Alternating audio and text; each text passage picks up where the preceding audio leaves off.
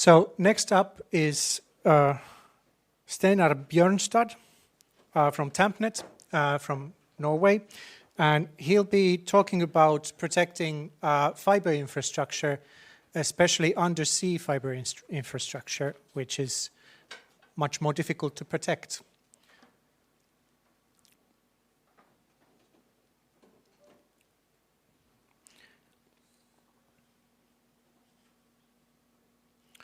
So can you tell something about yourself while we are waiting for... Yeah. So, use the microphone. Yes, thanks. Use the microphone. Yeah. Thank you very much. My name is Steinar Bjørnstad, and I'm from Tampnet in Norway. We are an optical communication provider. Sorry. Can you hear me now? Yeah, now it's better. Yeah. Yeah, so we are delivering connectivity in the Nordics, and we are also very much into having, say, secure and reliable connections. So, is this something? Are you familiar with this? Everyone sees what this is, yeah. Yeah, it's a fiber optical patch cable, yeah. And it's a quite normal cable. And I've been working with this for many, many years. So in research and also in practical deployments. But so it's, I mean, we use this for data transport. But, yeah, sorry.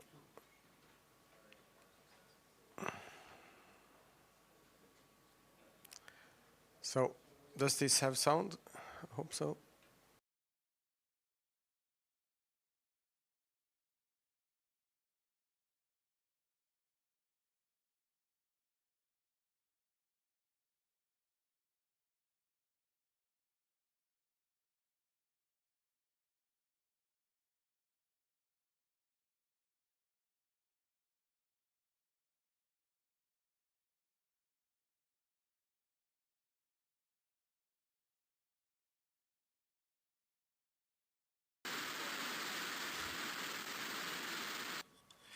So, in that box, it's fiber, and it's the same type of fiber as this one. It's nothing special with that fiber. So this fiber can work as a microphone, and that means that all the cables we have, the optical cables, they may work as kind of microphones. This is Tampnet's network, so we have fiber cable in the Gulf of Mexico, and we are covering the North Sea with subsea fiber cables connecting to UK. So we do a lot of international carrier transport from the Nordics to Europe. Primarily this started as a business for delivering telecom services to offshore to oil and gas. But we have expanded this now also to carrier. So, of course, it's very important these days to ensure energy to Europe, and that makes these cables very critical, because if you don't have communication, it's very difficult actually to do production of oil and gas. So we are very concerned about protecting these cables for anchoring, trawling, dredging that may destroy the cables, and also recent years it's been a concern that these cables may be attacked. So subsea infrastructure in general may be something that can be attacked. We also can actually measure using these cables geophysical related effects like subsea landslides, and also if it's some instabilities in the seafloor. So for CO2 storage, CCS storage, they may pump this CO2 down in the old oil wells, and then the pressure changes, and it's important to monitor that nothing happens, you don't get small earthquakes and leakages. And for that purpose, you can also use this actually. So this is, say, our main infrastructure in the North Sea. And we do regeneration of the signal at the oil and gas installations. And by doing this, we connect the Nordics to Europe. And we have for quite a long time now been doing experiments on fiber sensing, and we are deploying it now for our own use. And this has a story that we started with this cable, which is going out from Lowestoft, and that's because this cable is particularly exposed to trawling. So that's been our main motivation from the start. So that trawlers may actually hit the cable and destroy the cable. And then we started with distributed acoustic sensing, installing instruments called DAS sensing. What it does is actually to measure phase changes in the signal. So you send a pulse and it reflects back, and you measure the phase change in that pulse. And by doing that, you can actually detect if it's an acoustic wave or a slight movement in the cable. There is also another technique called state of polarization sensing, not that much known as DAS, and we are actually using that to a high extent now, because this has the ability to reveal movements in the cable. And there are no distance limit really. So, example of what we have observed with DAS, this is an explosion. And I will explain this beautiful, powerful, colorful diagram. It's kilometers along this x-axis, and along the y-axis it's time in minutes. So it's 10 minutes being shown here. And what we see is that there is a signal along the entire cable actually, going out to 100, more than 100 kilometers. And this signal is due to an explosion. What we can see is that it actually hits the complete cable, and it doesn't hit simultaneously. So from that you can see also the direction. So this is one example. An earthquake is another example. We easily can observe earthquakes and also very weak earthquakes. So this is magnitude 2.7, 350 kilometers from the cable, and it's very clearly visible. So we can observe very small earthquakes offshore. But most importantly for us as a telecom service provider is that we can observe anything that may threaten the cable. And this is an example, it's a trawler. So this is the cable, and you have the position of the cable, the coordinates. And there is a trawler that is actually tracked by the distributed acoustic sensing. So this is seen by the signals that we receive on the cable. And these dark dots, that is the AIS coordinates. That's the coordinates the vessel sends for its position.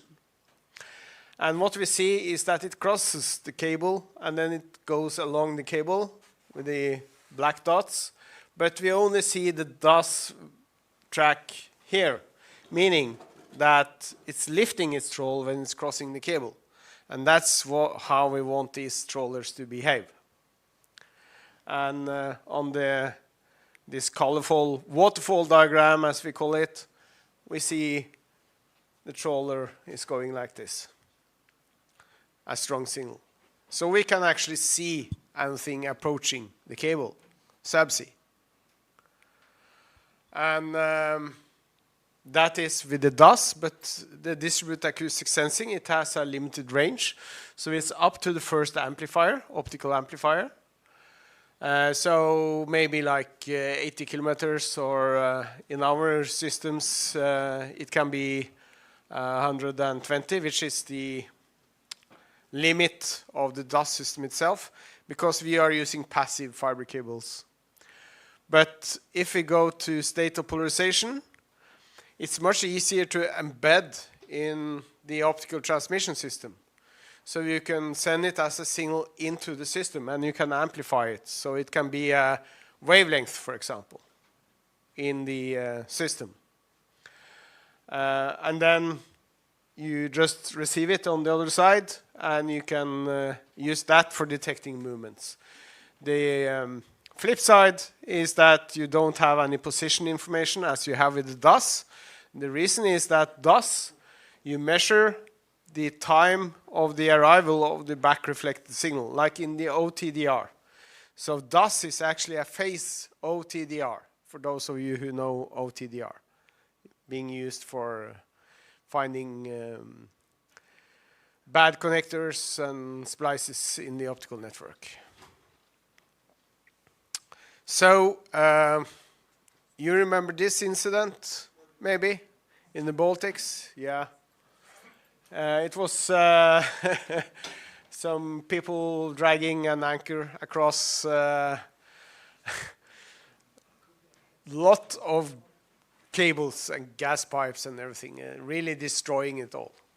So it was power cables, fiber cables, everything. And I think we had quite a lot of rerouting of traffic, internet traffic in this area when this happened. So I noticed that straight after this incident, there was like people going out immediately saying this is no accident, and there were really no good facts available early, because they didn't have any fiber sensing on these cables, obviously. So they didn't know anything about what actually happened. And this vessel, it went for hours destroying cables. It didn't happen within seconds, it was for hours. So it could have been stopped if you had an early warning. So detecting that something is approaching, or at least hitting the cable, is very useful. When it hit the cable, I think also it was going back and forth. It's not that easy to destroy a cable, because it's buried. So normally, we recently repaired a cable, but we had to find the cable first. And the vessel went back and forth, and it spent the whole night dragging something like specially designed actually for hooking cables, like in type of anchor. But it spent the whole night, even though we knew exactly where the cable was. So it's not that easy. And that's why this is the cable going here, an example. And these are traces from trawlers, and they are crossing and trawling over the cable all the time. We don't like that, but we have protected our cables, so it should be okay. Yes? So it looks like the cable is going a zigzag. Is it really doing that, or is it just an artifact? It's just a map that are hiding a little bit where the cable is. So it's by intention. So that is the C-chart symbol of the cable. yeah. If you look at it closely, it's actually a magnification of the... Exactly. So it's a C-chart symbol of the cable. Yeah. Exactly. And by doing this, you don't see exactly where it is, actually, the position either. So, but you see it's sufficiently accurate to avoid it by if you intend to avoid it with your troll. But that's not the case normally. They are trolling across. So this is an example, crossing several times a day, and maybe like 10 times a day, someone trolling over the cable. So we are protecting it by burying it, and usually that works. But I mentioned this other cable, and the challenge is that sometimes the seafloor is moving. If it's a lot of tide water and ocean currents and it's a sandy seafloor, after a time it may be that the cable is exposed. And then it's good to have a system that can tell you that now something is actually happened. Now the cable is exposed, so now trawlers are starting to move this cable or hit this cable. So we have designed our own system that is based on polarization that actually detects hits, but also that cable is being moved. So this is an example where we are doing trenching over one of our cables. So we are putting a new cable over the old cable.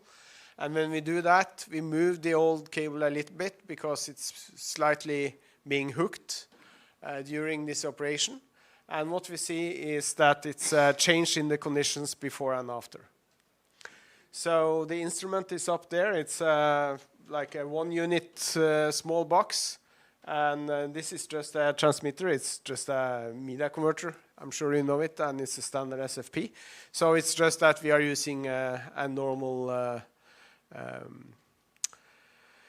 wavelength for this. And here is one example where we have used it. And this was a fisherman calling us and saying that, well, I think actually my trawl is now on your cable, so I can't get it loose. And then this cable we have monitoring, polarization monitoring, and I couldn't see anything happening at the time that he was doing his trawling. And then he went out actually and started to drag his trawl, and we couldn't see anything, no correlation. So we told him, no, we don't think this is our cable because we don't see anything on our sensing equipment. And later he sent us this picture, and it's this is a hanger for a boat. So it's a trailer. So it was something else. So that was very useful. We didn't need to go out for any subsea inspections because we knew that it couldn't be our cable. This shows a different story where trawlers have actually crossed the cable with a trawl several times, and it's partly destroyed. So some of the fiber pairs in this is destroyed, and this is during the repair I talked about, showing a piece of the cable that we replaced. So when that happens, when something is hitting the cable, this is the DOS that I showed you previously, the waterfall. You see the trawler is approaching, and here, approximately here, it hits the cable. But the challenge with the DOS is that it's very sensitive, so we can see things are approaching. That's good. But when it hits, it's actually hard to see if it hits or if it's only close to hitting. So we get this, it's difficult. It's the dynamic range is from very weak signals to quite strong signals, but for strong signals and very strong signals, it's hard to tell. While this state of polarization is different. We don't see any trawler approaching, but we see it when it's a hit. And we can see how hard the hit is. Because the harder the hit, the more movement, the higher the amplitude of the peak. So we are participating in research projects, and this is a EU project called ICON, where the task of the project is to study integration of sensing in communications. So how to integrate it really into our internet and into the optical transport systems. And we are using our cable from Stavanger to Oslo as a test bed for this. So in this cable we have actually from the start we specifically designed parts of the cable for sensing with loops and so on, so that we can have a high flexibility in how we experiment with this. So our thought on this is that we do edge computing actually. So there is a lot of data from the sensing. So we need to do some computing at the edge, and then to a central point where we want to do the monitoring, where we have the network operation center, you should have much less data, more like alarms. And also I mentioned earthquake sensing and all that stuff, so other applications than looking after your network. That may also be something that you try to filter out. So this is part of the research project, see how you can segregate the data and use it for several purposes. So this is an example of what we are looking at now. We are scaling this. So this is from 12 different cables where we are looking at the state of polarization. And as you can see, it's very different type of signals or very different signals. It behaves very differently. It depends on the length of the cable, if you go through a transmission system, if you are just doing a dark fiber, or if it's an access network cable like this one, for example, it's into my office where I just tap off a part of the light and use it. So it all depends. So when we do this alarming, and we are setting up alarms, so whenever there is a hit on the cable, I get an alarm. When we do this, we have to tailor it for each cable. So next topics in research, it's also identifying dark vessels, because sometimes these guys, they, yeah, I have a story there. It's, quite recently I detected on the state of polarization system, I had a message. I was on the toilet and had a message. Someone is trolling on the cable. And I checked, and well, it was a change in state of polarization. I sent a message to our network operation center, and they contacted the troller, and the troller said, no, I'm not doing anything, just nonsense. And then he turned off his AIS, so he disappeared from the map. And that's, it's also quite typical that many of these vessels, they don't give their coordinates when they are doing their activity.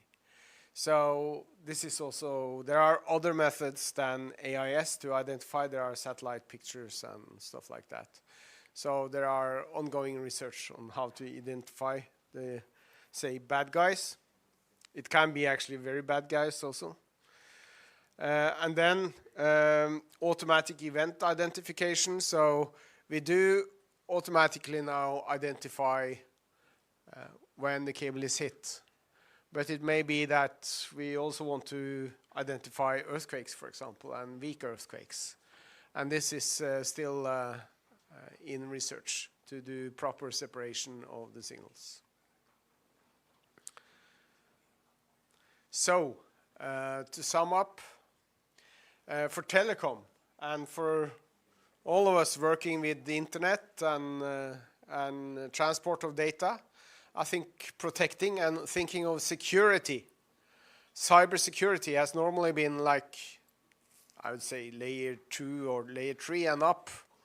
But we need to include also the physical layer,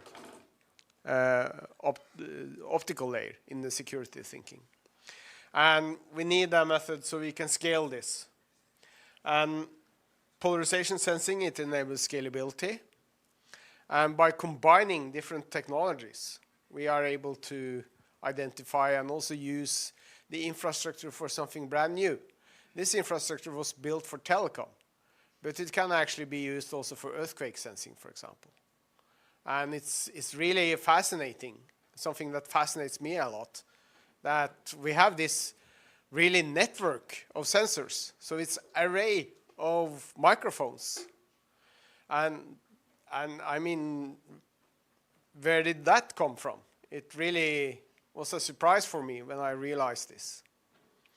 It's already deployed. It's already there. So what we need is to mine out the data and separate this and give it to different users that have the need of this data. And any network operation center, they can't sit and look at a map and look for trawlers and stuff. They need precise alarming. So when something actually is happening, they need a very clearly defined procedure how to react. And this is what we are doing now. Questions? Yes?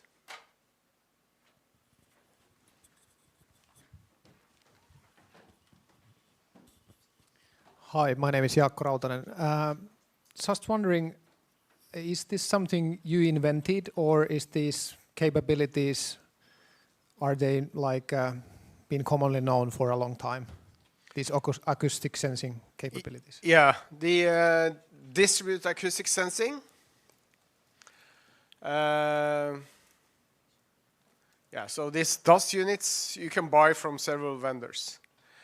So this is something commercially available, but it's still like an instrument, and it becomes more and more, say, user-friendly. But we are in Tampnet working on actually putting it into operations. The state of polarization sensing, you ask if I invented it. I didn't invent measuring state of polarization. And I can't really claim that I invented the method of using it as for fiber sensing, because in 2002 I had the first publication proposing to use it for protecting the cables by detecting. I had an axe and was cutting fiber cables, and demonstrated that when I cut the cable, I was able to optically switch the traffic before the cut actually happened. So I could do it with close to 0 bit errors.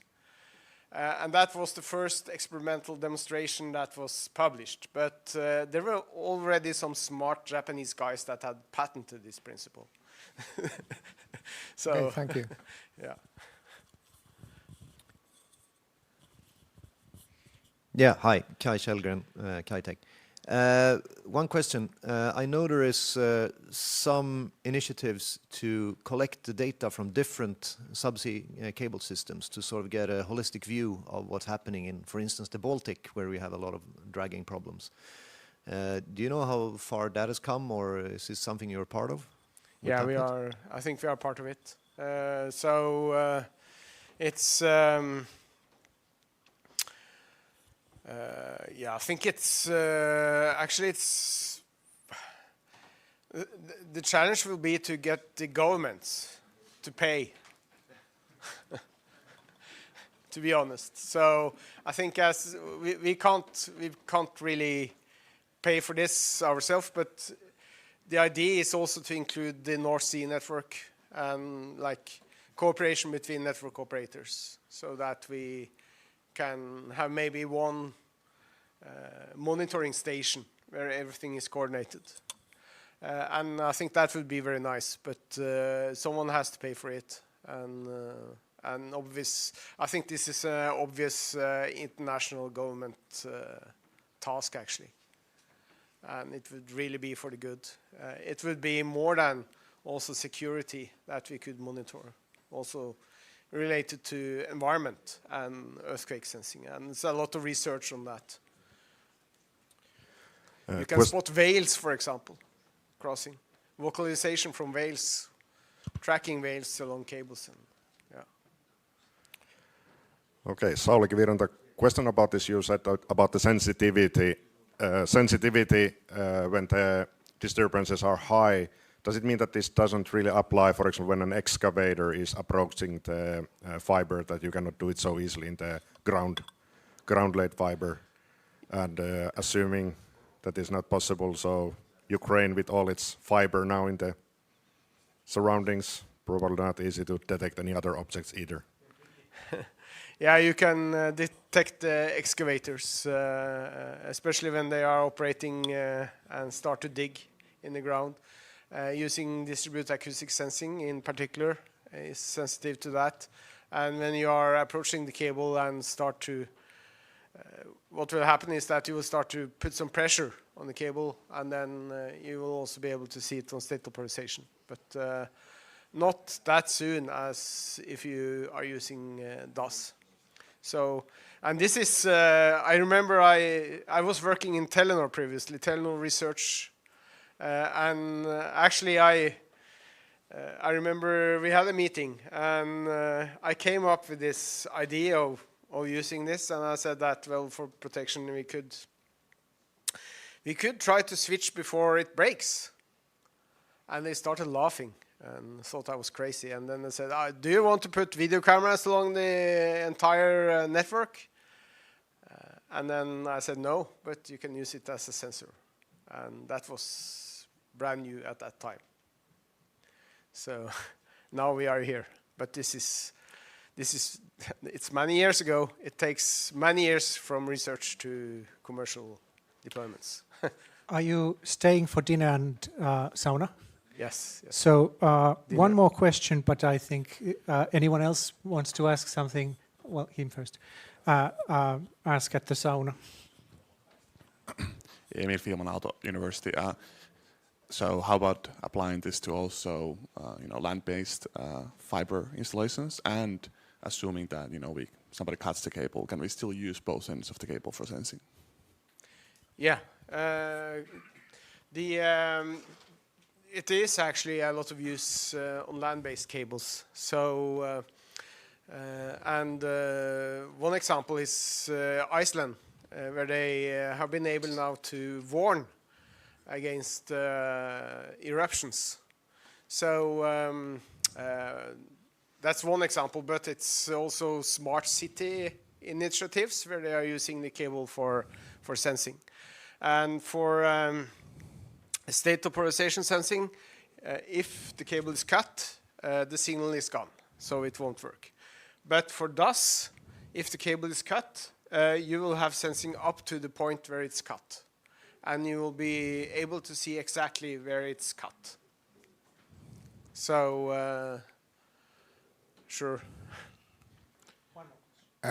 So, can this system work on DWDM systems in a way that you have you just reserve one wavelength into this measurement, so you don't have to reserve a whole fiber for measurement?